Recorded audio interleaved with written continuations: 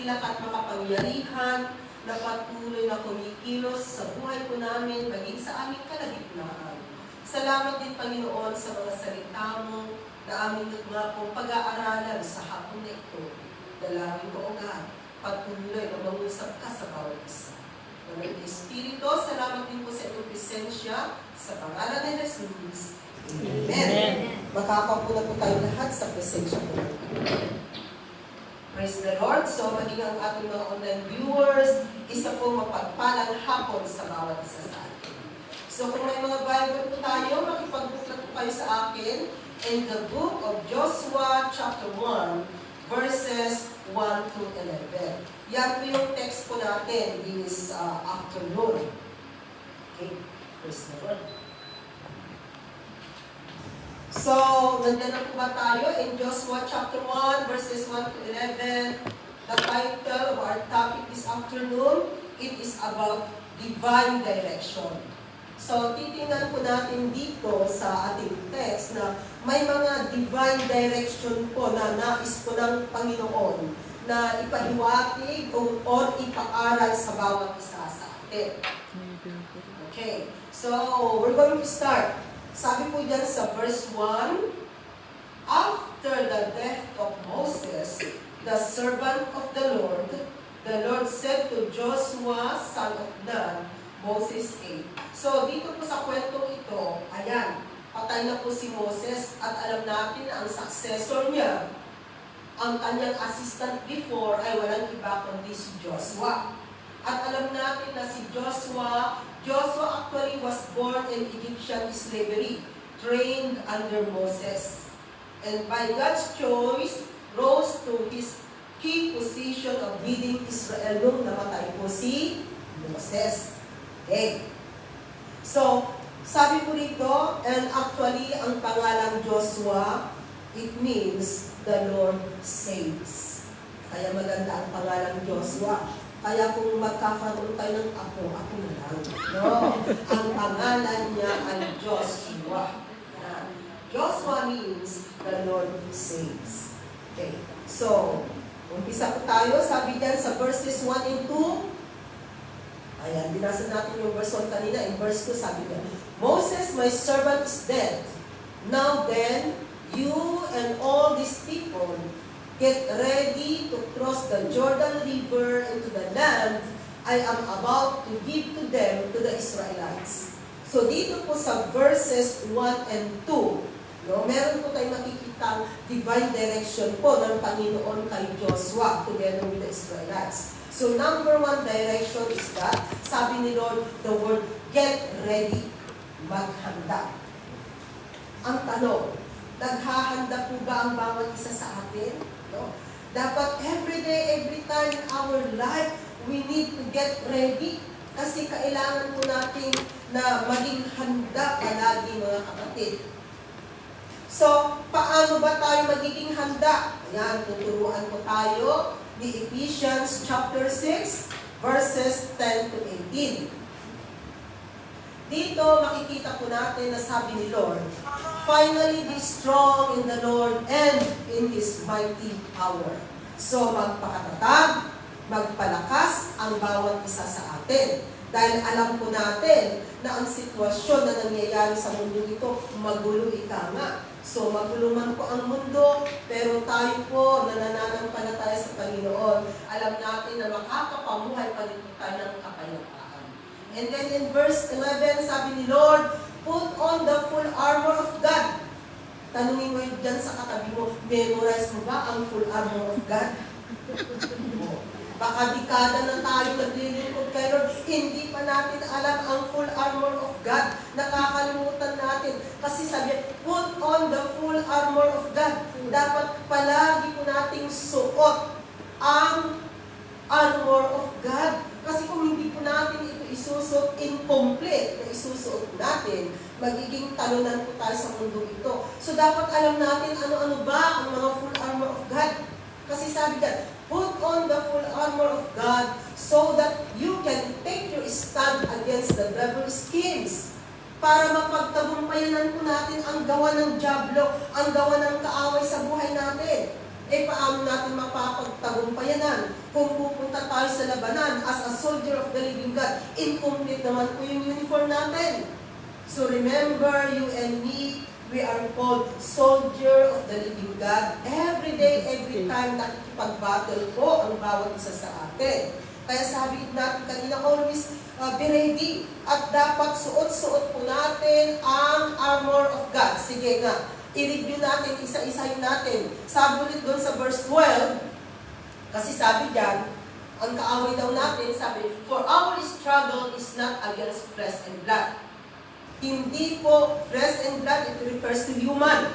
No. But against the rulers, against the authorities, against the powers of this dark world, and against the spiritual forces of evil in the heavenly realms.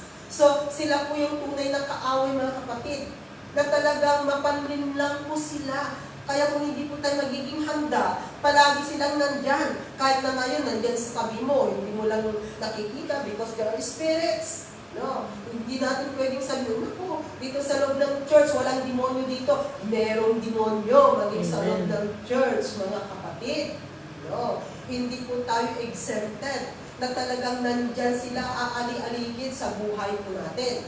Pero wala po dapat tayo dapat ipangamba dahil sabi ni Lord, kaya nga sinasabihan tayo in verse 13, therefore, put on the full armor of God. Kaya nga kinakailangan isuot natin ang kompletong armor of God.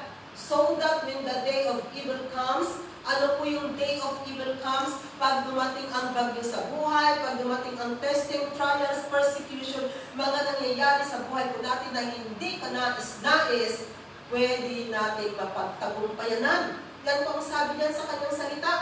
So that when the day of evil comes, you may be able to stand your ground, and after you have done everything to stand, ano po yung mga isusuot natin? Dapat i-memorize natin ito, mga kapatid. No? Palagi po natin nababasa, napapakinggan, pero hindi natin ma-memorize kung tutuusin na. Dapat kabisado na natin ito. Ano ba yung isusuot natin? Sabi niya, stand firm then with the belt of truth. So number 1, isusuot belt of truth. Ano po yung sentro natin? Ito yung katotohanan. So, mamuhay po tayo ng may katotohanan sa mundong ito. Sabihin mo dyan sa katabi mo, huwag kang plastic. So, walang plastic na Kristiyano, kundi totoo. No, mamuhay po tayo ng may katotohanan, hindi po tayo nakamaskara, mga kapatid. So, stand firm then with the belt of truth, buckled around your waist. So, lagi po natin isipin, mamuhay tayo ng may katotohanan. So, totoo ba ang ginagawa natin sa buhay natin? O yung logo naman natin, no? John 8, verse 32, you will know the truth and the truth will set you free. So, napakaganda po kung tayo ay namumuhay sa katotohanan dahil ang kasinungalingan, na tatakpan ng kasinungalingan, ipapahamak ka at the end, mga kapatid. So, why not? We need to live in truth. No? So, yun yung belt natin, tatandaan ninyo. Ang belt natin, katotohanan. Another na isusuot natin, the breastplate of righteousness in place. Saan inilalagay ang breastplate? Dito sa harapan. Kung ang mga sundalo, talagang nakalagay sila ng breastplate para kung just in case na sila ay barilin or nandyan po yung pala, ayan, hindi sila masasaktan. Meron silang protection. No. Breastplate of righteousness. What that means? No. It means, mga kapatid, kumustahin mo nga ang puso ng katabi mo. Kumusta na ang puso ng katabi mo? Ang puso, no? Tingnan natin ang puso natin. Pusong malinis, pusong maayos, pusong kalugod-lugod sa Panginoon, mga kapatid. Kaya palagi po natin sinasabi na ang puso natin ay palaging malinis, huwag lalagyan ng basura. Huwag natin hahayaan na may nakatirang bulok doon sa ating puso. So, yung puso ayusin po natin. So, maaari sa pagkakataon na ito, maging ang ating mga online viewers, anong klaseng puso meron po tayo? Baka pusong, naku, umiiyak na, pusong mamon, pwede rin. Pusong matigas na, pinatigas na ng mga testing, ng hatred, ng mga kung ano-anong nangyayari sa buhay, which is, kinakailangang mapalambot po yan, maging good soil ikawa mga kapatid. So, yung puso po natin, ayusin po natin. Palagi po natin bantayan ang puso natin. Kasi literal, pag may sakit sa puso, nakakatakot, isang pag hindi mo siya binabantayan, may chance na baka ma-atake ka ng di oras at maulat ang dalawang paa. Kaya, nandun po na inaalagaan pag may sakit sa puso. So, spiritual things, spiritually speaking mga kapatid, alagaan din po natin ang puso natin. And remember, sa puso, dyan po nakatira ang Espiritu ng Panginoon. The Holy Spirit reside in our heart. Okay? Next, na isusuot natin. Natitingnan po natin sa buhay natin. And with your feet, fitted with the readiness that comes from the gospel of peace. So, ano daw po yung isusuot din natin? Sabi dyan, and with your feet, yung ating mga paa, sabi, fitted with the readiness that comes from the gospel of peace, kapayapaan. The gospel of peace, kapayapaan. Namumuhay ba tayong payapa sa mundo dito? Kahit na may mga testing, may mga trials na nangyayari sa buhay natin, dapat nandyan din po yung kapayapaan. Remember, peace is one of the fruit of the Holy Spirit na ibinigay na po ito ng banal na Espiritu na nasa buhay ng isang mananampalataya. So, nandun po sana yung kapayapaan kahit na nagkakagulo ang mundo, pero still pa rin na payapa ka, kapatid. You are still at peace. Kahit na sinasabi nila na ganito-ganito, ay nandun pa rin na alam mo na payapa ka pa rin dahil nandyan ang Panginoon na kasama mo sa buhay mo. So, mabuhay po tayo ng may kapayapaan. Next na titignan natin. Sagot dyan. In addition to all this, idagdag po natin, take up the shield of faith. Shield means, ibig sabihin, pananggalang sa Tagalog. Ano ang pananggalang natin? Ang ating pananampalataya. Kaya dapat po yung pananampalataya natin ay lumalago. Paano po lumalago ang pananampalataya? Sabi doon, sa pakikinig ng salita ng Panginoon. So, kung tayo po ay palaging nakikinig sa salita ng Panginoon, and of course, we will put it in action, lumalago yung ating pananampalataya. At ang pananampalatayang yan ay nakakalugod sa Panginoon. Without faith, it is impossible to please God. So, sa pamamagitan po ng ating pananampalataya, nandun po na nalulugod ang Panginoon. Paano ba natin i-apply ang pananampalataya, mga kapatid? For example, no? Ayan. Kasi we know that God give us healing, di ba? Pero pinag-pray mo, Lord, no, thank you for your healing. Eh, hindi mo pa maramdaman ngayon. No? Just believe it because it is in the Word of God. That God gives healing. So, nandun pa rin. Every day, sinasabi mo kay Lord, Lord, salamat sa kagalingan. Lord, salamat sa kagalingan. Kahit na walang nangyayari sa'yo, but because you know it in your faith na mayroong kagalingan at yun ang ibinibigay ng Panginoon. Yun po yung ibig sabihin na ini-a-apply natin yung faith. Yung bang hindi pa natin nakikita, hindi pa sumasa atin, but we believe na nasa atin na. So, yan po ang klase ng pananampalataya na nais ng Panginoon. Na wag tayong mag-doubt because the opposite of faith is doubt.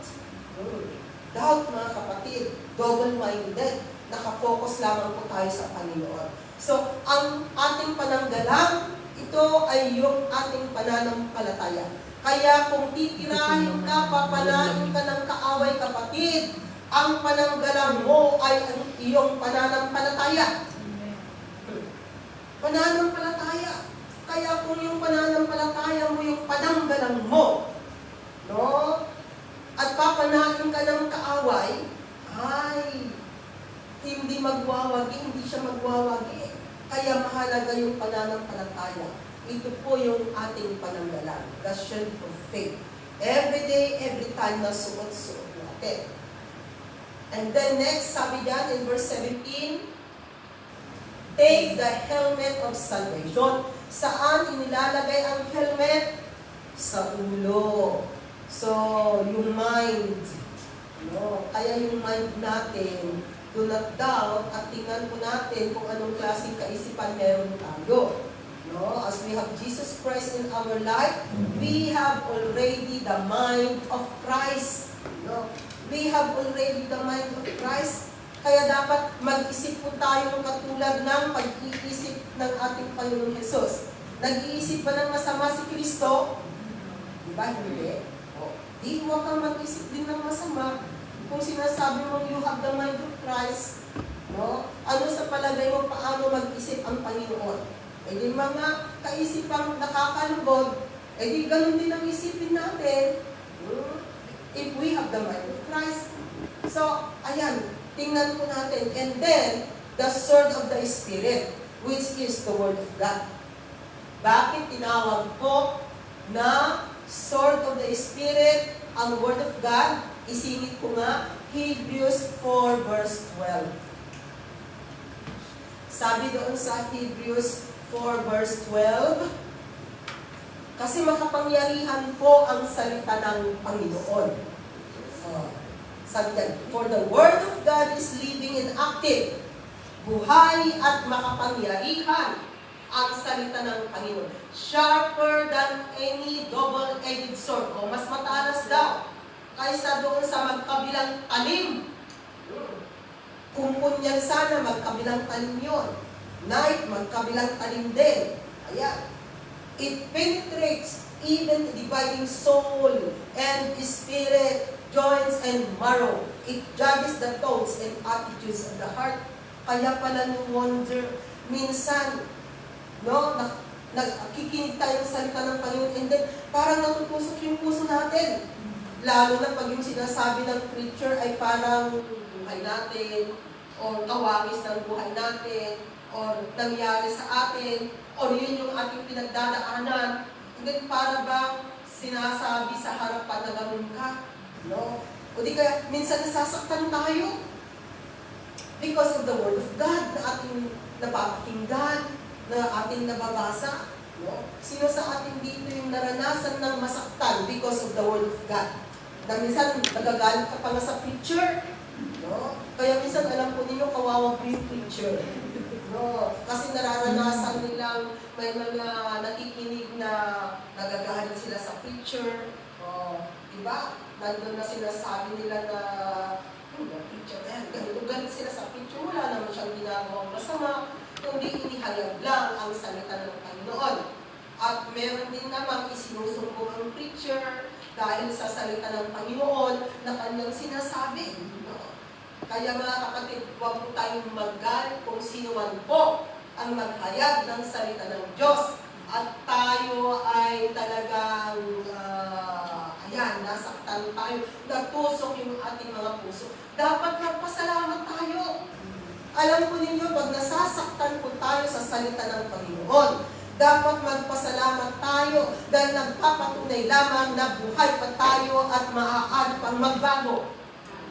Kasi kung hindi ka na nasasaktan, baka patay ka na, kapatid. Kasi ang patay, tadyakan mo, hindi umaaray. Kaya kung umaaray tayo, nasasaktan tayo because of the Word of God. Ibig sabihin, ay buhay pa at may pag-asa pang babago ang mga dapat baguhin.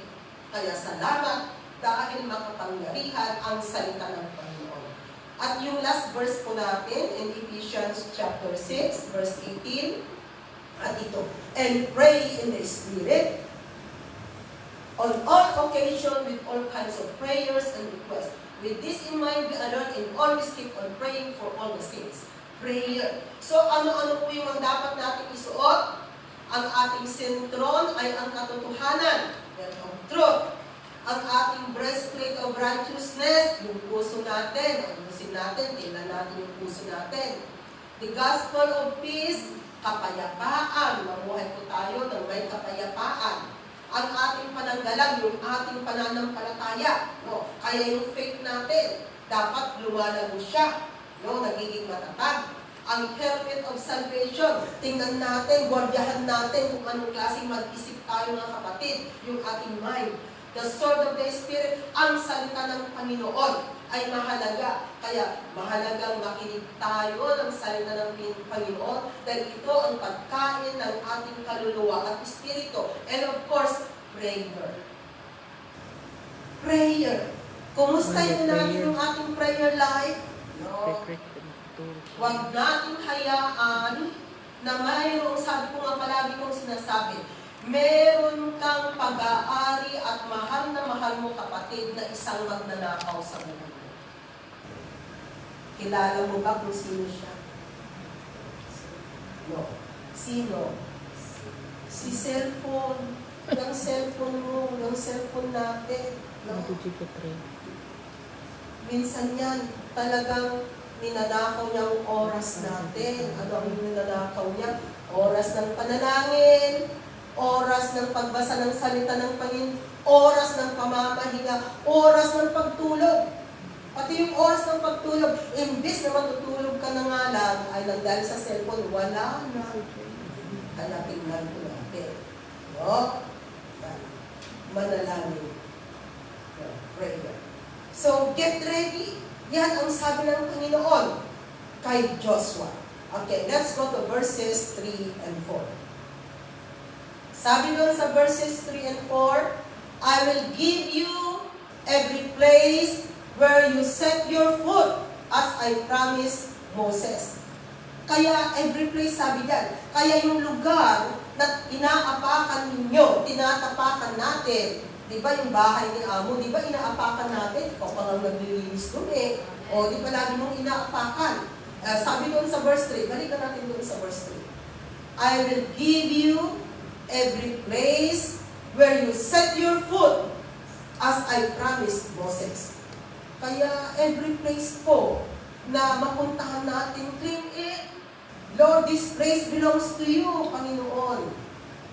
Yan ang sabi ni Lord. And then in verse 4, sabi niya, your territory will extend from the desert to Lebanon, and from the great river, the Euphrates, all the Hittite country, to the great sea on the west. Talagang ipinangako ng Panginoon. No? So, ang maaapakan, claim it, and that is for the Lord.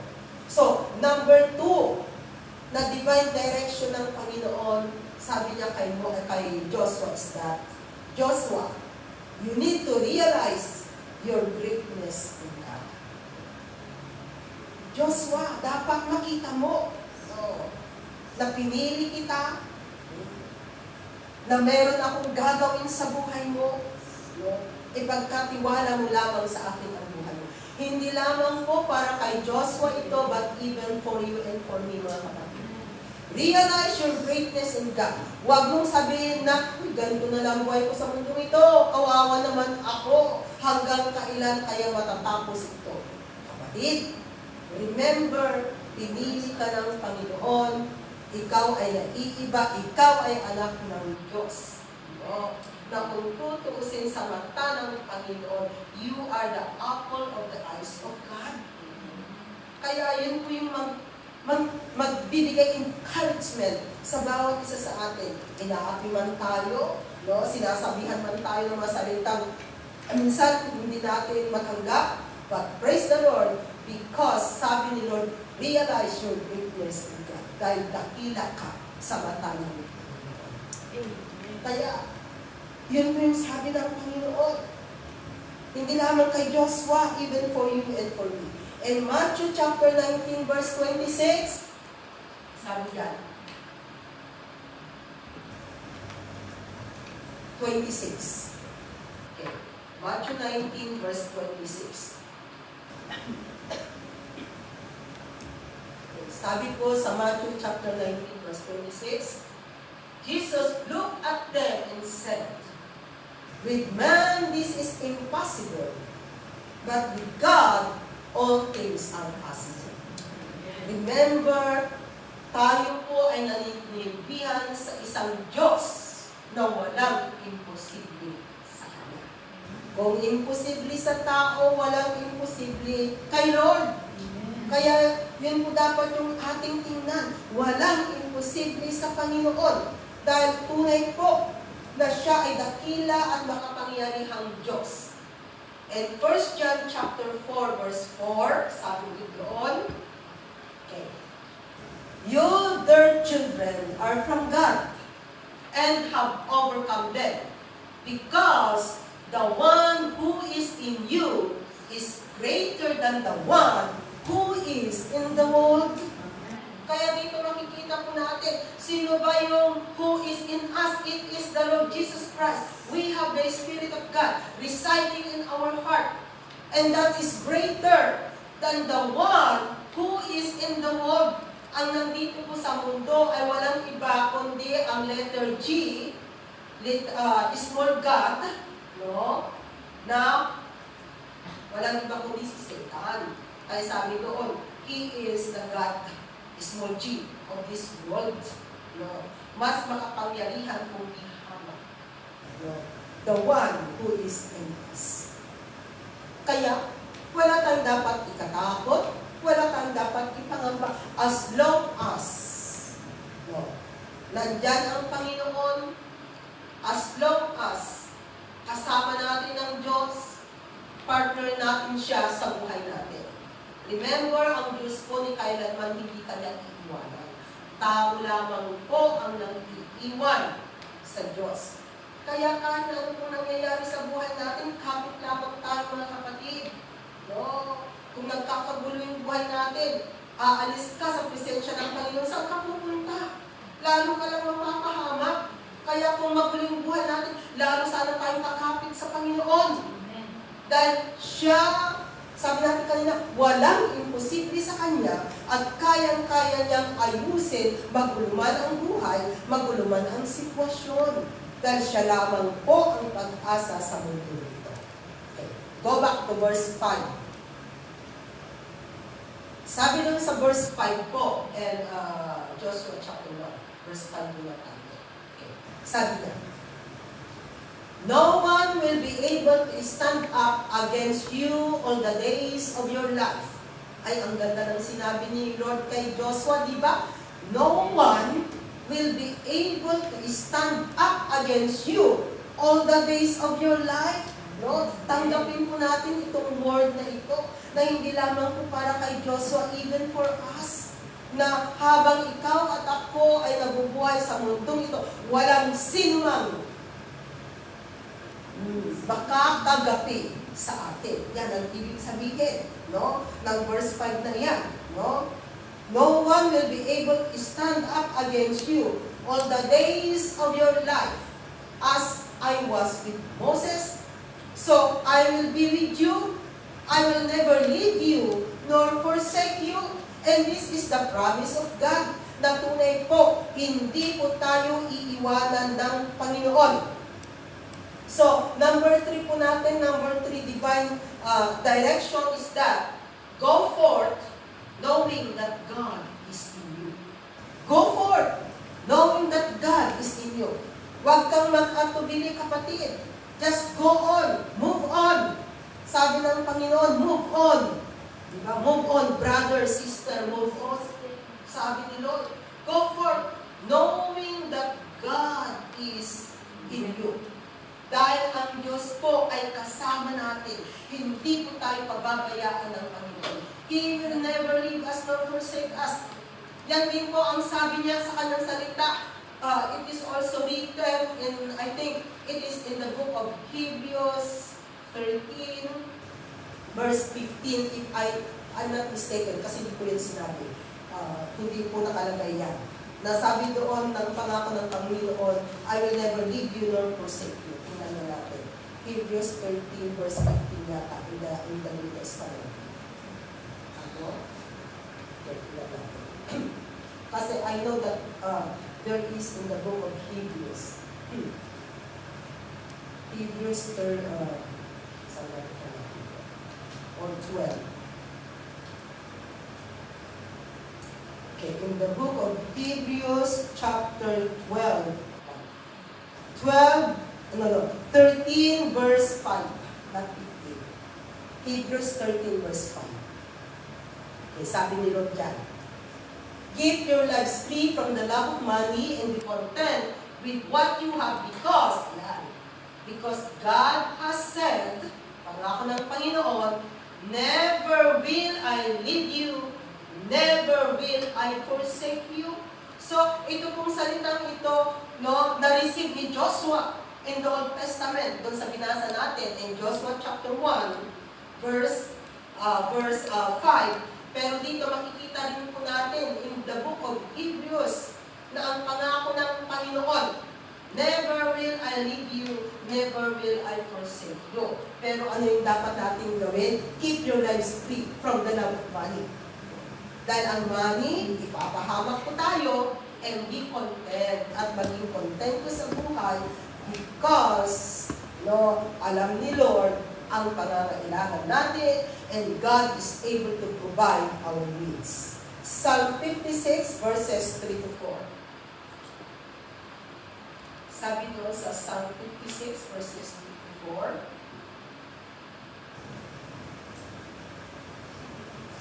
When I am afraid, I will trust in you. So, tiwala lamang sa Diyos. Verse 4. In God whose word I praise. In God I trust. I will not be afraid. What can mortal man do to me? Mortal man, it means tayong mga taong buhay. Tayong mga tao, we are called mortal man. Ano ba ang magagawa ng tao sa iyo? Sabi niya, pag tayo ay nagtitiwala sa Diyos. So wala po tayong dapat ipangamba, wala po tayong dapat ikatakot, mga kapatid, tiwala lamang po ang kailangan natin para sa okay. Verse 6. In verse 6 po doon sa ating text, sabi ni Lord, be strong and courageous, because you will lead these people to inherit the land I swore to their forefathers to give them. So number 4, divine direction po ng Panginoon is that be strong and courageous. Be strong. Maging matatag ka, kapatid. No. Be strong and courageous at maging matapang. Magpakatatag ka at magpakatapang, sabi ng Panginoon. Tingnan mo nga yung katabi mo kung matatag yan at matapang. No? Dapat matatag yan at matapang. No? Kahit na tsunami ang dumating, kahit na earthquake man, typhoon man ang dumating, ayan, ang nangyayari nandun pa rin po na matatag tayo at matapang na hinaharap anuman ang circumstances na kapatid. Amen. So, be strong and courageous, sabi ni Lord. No, talagang ito po ang nais ng Panginoon na talagang magpakatatag po tayo. And 1 Corinthians 16 verse 13, sabi ni dyan, be on your guard. Kaya dapat gwardyado po ang bawat isa sa atin. Stand firm in the faith. Magpakatatag sa ating pananampalataya sa Panginoon. Be men of courage. Be strong. Yan ang sabi ni Lord. Be men of courage. No? Be strong. Maging matapang kayo. Maging matatag kayo, mga kapatid. No? Maging gwardyado kayo. Yan ang nais po ng Panginoon. Na sinasabi po sa bawat isa sa atin, kaya huwag po tayong panghinaan ng loob. Kung napapanghinaan po tayo ng loob, nandiyan po magiging matatag tayo. Kasi kung titingnan po natin, ang salita ng Panginoon ay totoo at makapangyarihan. The promise of God, no, ay palaging tinutupad ng Panginoon. No? At sabi ni Lord, hindi po kayo pababayaan. At tunay nga po, mga kapatid. Kaya anuman po yung sitwasyon natin, anuman yung mga nararanasan natin, okay lang yan. Hindi naman pagkakang panahon ganyan lang. Dahil ang mundong ito ay iiwanan din natin. Hindi tayo taga-mundo. Strangers lamang tayo, aliens lamang tayo sa mundong ito. inyo. Kaya ano man yung sitwasyon, ano man yung nararanasan natin, ano man yung mga nararamdaman natin, okay lang yan. Wala po tayong dapat pag-alala, wala po tayong dapat ipangamba, dahil lahat ng ito ay temporary lamang at darating ang time, bye-bye mundo, dahil tagalangit kami, and we will go now to our final destination. Kaya tiis-tiis lang, kaya kayang-kaya natin yan. Eh, maiksi lang yung buhay ng tao, isang every day, every year, nadadagdagan yung taon natin. Mayo na ngayon ang bilis. Makakalahati na naman natin ang taon ng 2026. So, ibig sabihin, ang daling lumipas ng panahon na nagpapatunay lamang na umiiksi ng umiiksi ang buhay ng bawat isa sa atin. Something. Yes. So, napakaiksi lamang po. Ilang tulugan lang kung tutuusin, no? Mamamaalam din tayo sa mundo ito. And of course, ang pangako ng Panginoon, buhay na walang hanggan, and it will be a perfect life. So, i-focus po natin yung kaisipan natin doon na perfect life ang makakamtan ko pagdating ng takdang panahon. Kaya kapit lamang po sa Panginoon at huwag po natin iiwanan ang ating pananampalataya sa Kanya. Verse 7. And verse 7, sabi ulit, be strong and very courageous. Be careful to obey all the law my servant Moses gave you. Do not turn from it to the right or to the left, that you may be successful wherever you go. So, number 5, direction po. Divine direction ng Panginoon is that be careful to obey. Mag-ingat tayo sa pag-obey. Ano ba yung susundin natin? Of course, we need to obey the Word of God. Because the Word of God, ito po yung tinatawag na batas ng Diyos. Kaya kung susundin natin ang batas ng Diyos, everything will be alright. Pero kung hindi natin susundin ang batas ng Diyos, baka tayo po ay mapunta sa kulungan. Kaya we need to obey. At sabi niya, be careful to obey the Word of God.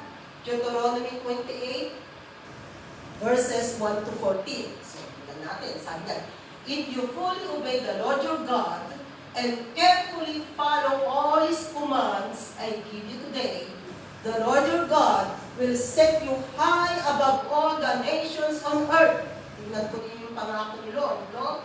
Actually, makikita natin na it will accomplish in the life of the Israelites. Kaya nga po ang bansang Israel, maliit na bansa, pinagpapala ng Panginoon dahil ito po ang pangako ni Lord.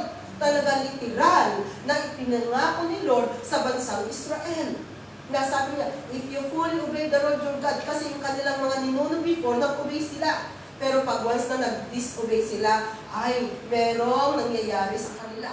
Pero dito makikita pa rin natin na even though na may mga ups and downs na nangyayari sa kanila, pero pinagpala pa rin sila because they are the chosen people of God among all people in this world. So sabi diyan, next verse, all these blessings will come upon you and accompany you if you obey the Lord your God.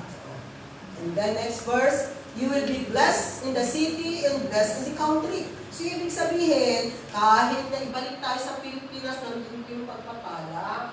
Kaya, pag bumalik tayo sa Pilipinas, huwag natin aminin that we will go back to earth. And hindi lahat naman po tayo ay earth, di ba? Galing tayo sa lupa. No? Pero yung babalik ka kung ano yung meron ka no, sandali. Eh, di ba may pagbabago? So, ibig sabihin, na-born again tayo lahat-lahat. Pati the way of our life talagang binago. Pati lahat-lahat may pagbabago. No? So, saan man tayo ba dahil ni Lord, anumang place, anumang lugar, kahit na nasa liblib po na lugar tayo in the Philippines, the Word of God said, you will be blessed in the city and blessed in the country. Amen. Kaya nandyan ang pagpapala. Next verse. The fruit of your womb will be blessed. Amen. And the crops of your land and the young of your livestock the calves of your herds and the lambs of your flocks. O, yung mga alagang hayop, yan, pinagpapala daw, pagpapalain. No? Pero kami mga dalawa, of course, no, the fruit of your womb will be blessed, sabi God, para sa inyong mga may asawa, and for you na meron din namang mga dalaga na may mga anak, which is talagang the fruit of your womb. But for us, no, wala kami fruit of our womb.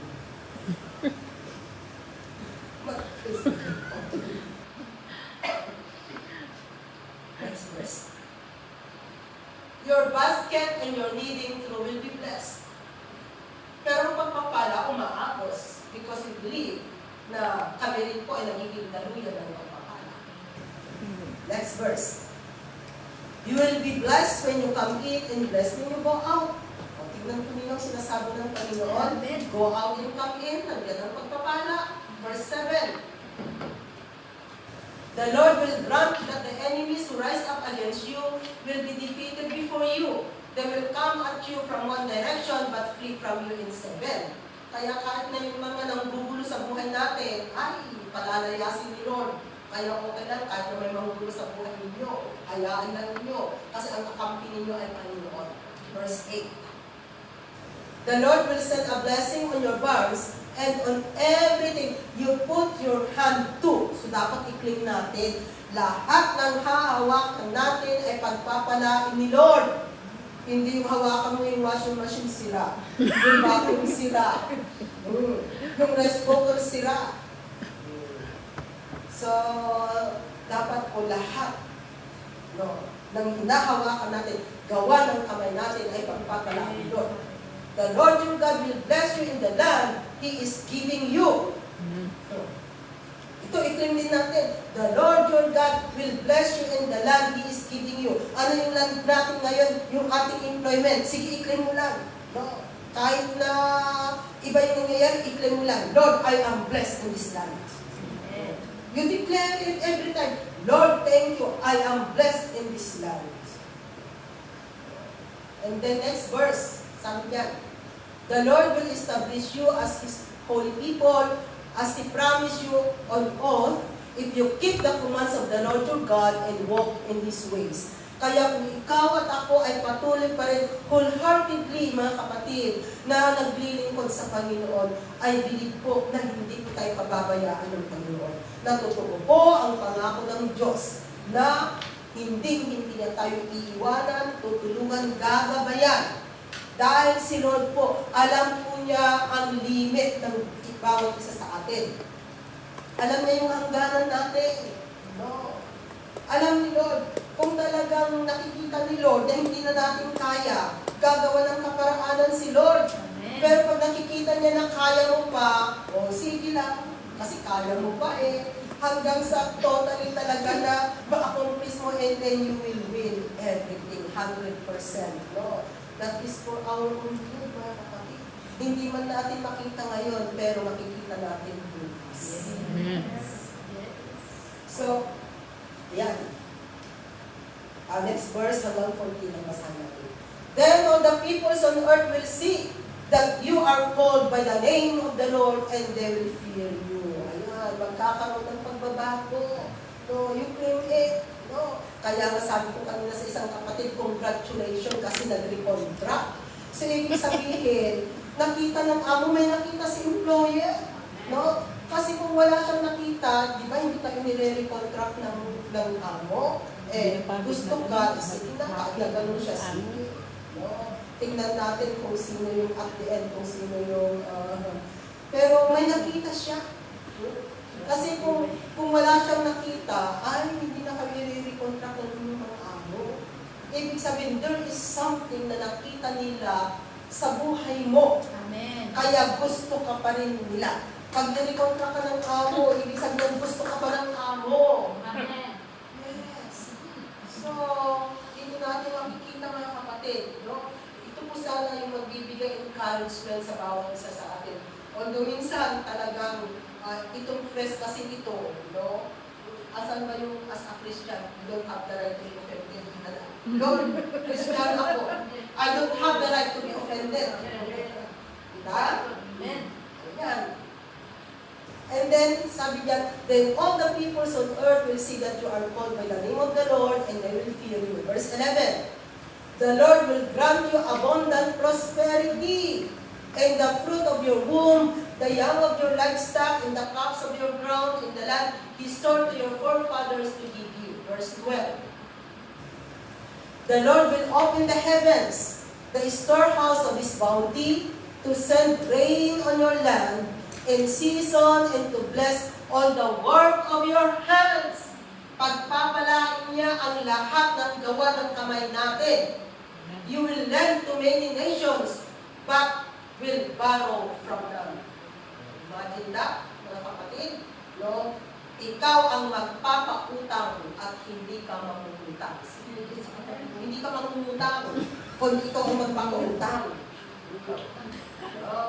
Verse 13, the Lord will make you the head, not the tail. Yan. If you pay attention to the commands of the Lord your God that I give you to this day and carefully follow them, you will always be at the top, never at the bottom. Remember that, mga kapatid. No.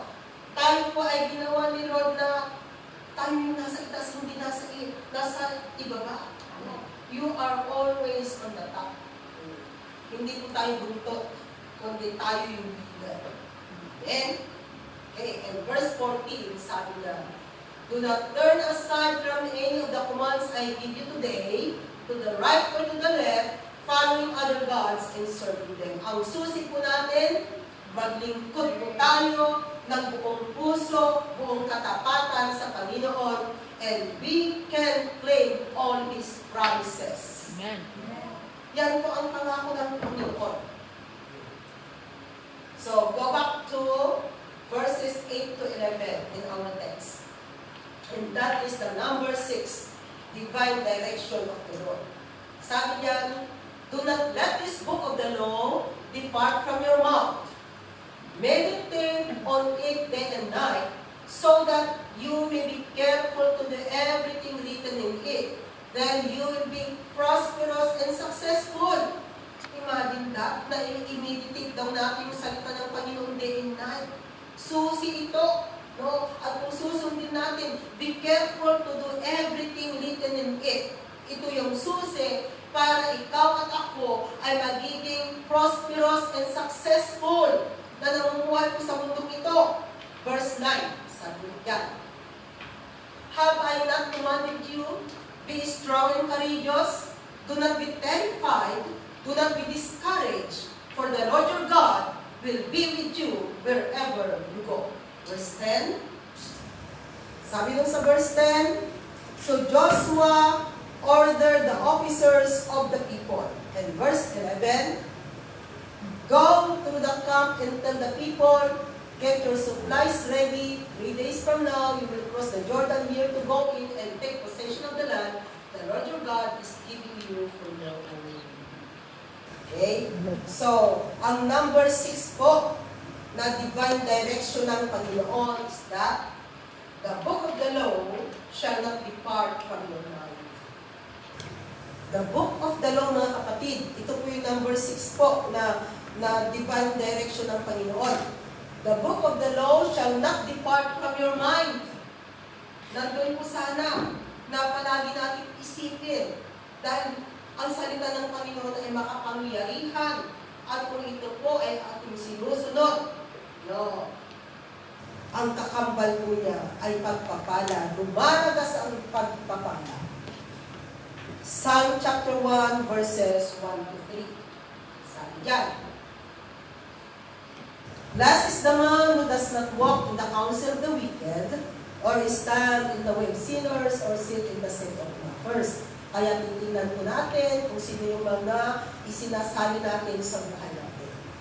Yung kung gusto mong magsali ng panibagong kaibigan sa buhay mo, tingnan mo kapatid, mananampalataya na siya. Yun yung number 1 qualification. No. Kasi we can go to other people to share the word of God. What I mean, gusto mong maging close sa buhay mo. So, tingnan natin. Kasi baka mamaya, makatagpo ka ng sinasali mo sa buhay mo na magpapahamak lamang sa'yo. Imbis na magiging maayos yung buhay mo, magdadala ng gulo sa buhay mo. Kaya tingnan po natin kung sino yung mga isinasali natin sa buhay natin.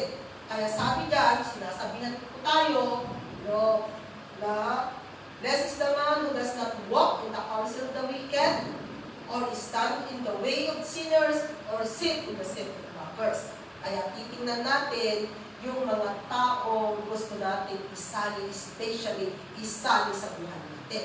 And then verse 2, but his delight is in the law of the Lord, and on his law he meditates day and night. Tingnan po ninyo, pag sinabing meditates, kasi ibig sabihin, yun ang iisipin mo. Kaysa sa isipin mo si problema, isipin mo na lamang si John chapter 3, verse 16. No? O di kaya si John chapter 14, verse 1, nang sabi doon, trust in the Lord, trust also in me, sabi ng ating Panginoon Jesus. No?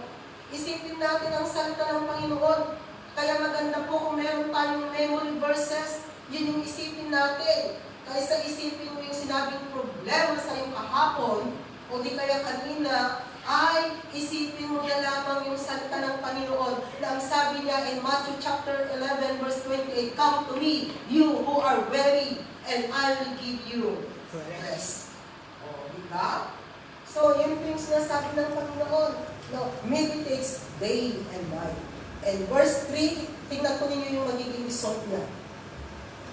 He is like a tree planted by springs of water, which yields its fruit in season, and whose leaf does not wither. Whatever he does prospers.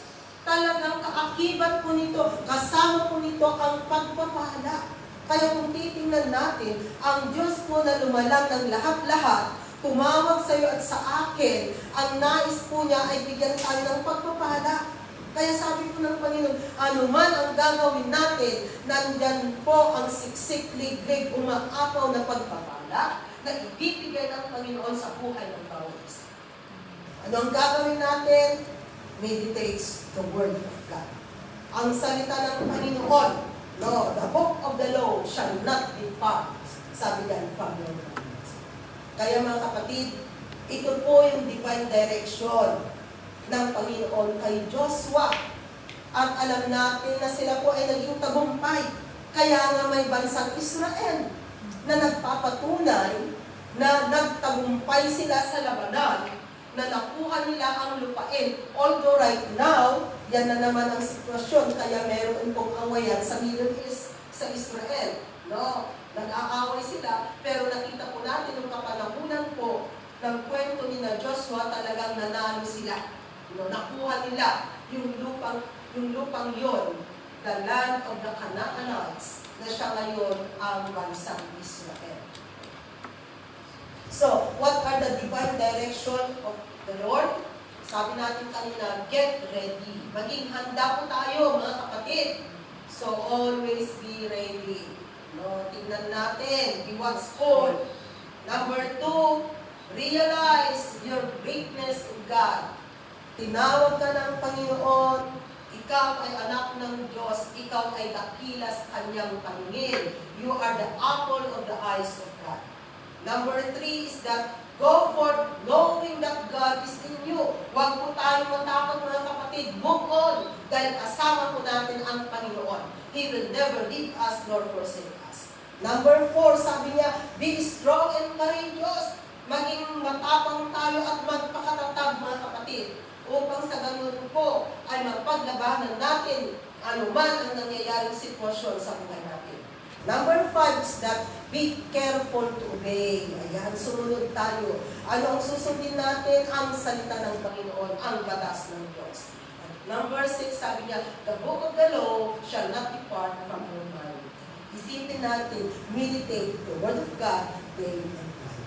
At of course, makikita po natin at the end sa atin ang tagumpay. Amen? Amen. Panginoon, salamat po God sa iyong salita. Natunay nga po God, ang salita mo God ay hindi po nagmamali. Na kung noon, Panginoon, ito ay nangyari at tunay, Panginoon, na ginabayan mo si Joshua together with the Israelites. Binigyan mo sila, Panginoon, ng divine direction na kanilang sinunod.